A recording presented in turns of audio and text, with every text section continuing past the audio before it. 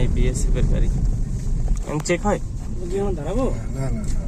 আজকের দেখাবো বাংলাদেশ ভারত সীমান্ত, যেখানে কাঁটাতারের বেড়া দিয়ে বাংলাদেশের অনেক জমি দখল করে নিয়েছে ভারতীয়রা।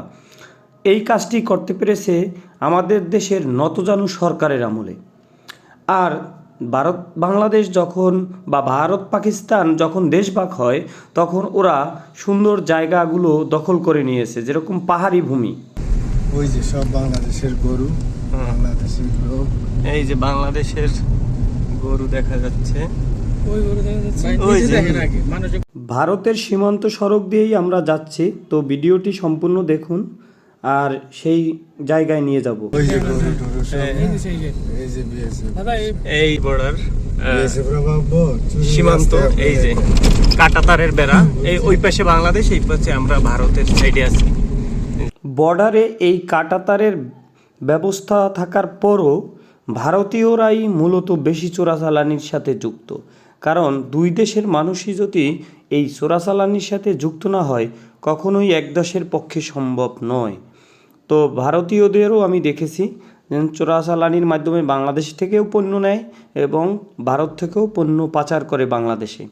এই যে গরু বলেন, চিনি বলেন, যা হয় বাংলাদেশ থেকে রসুন, ওদের কিন্তু রসুন নেই, চীন থেকে বাংলাদেশে রসুন আসে, সেই রসুন আবার ওদের দেশে যায়।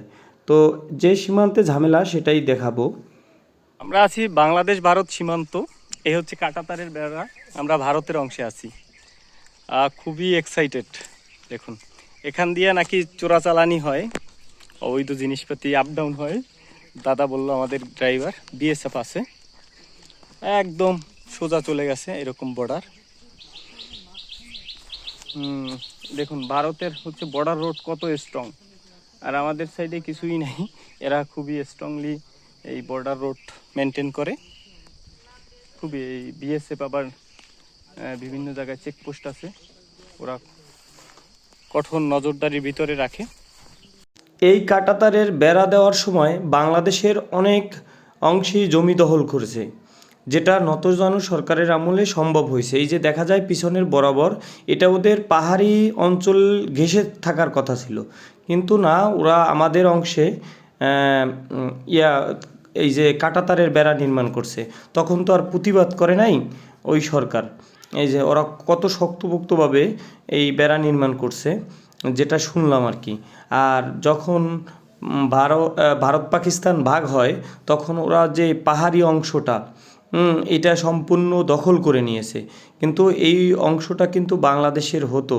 এই যে দেখেন, এই যে লম্বা সীমান্ত, এই সীমান্ত কিন্তু ম্যাপ অনুযায়ী একদম পাহাড় ঘেঁষা, কিন্তু ওরা বাংলাদেশের অংশে ঢুকিয়ে এই কাঁটাতারের বেড়া নির্মাণ করছে।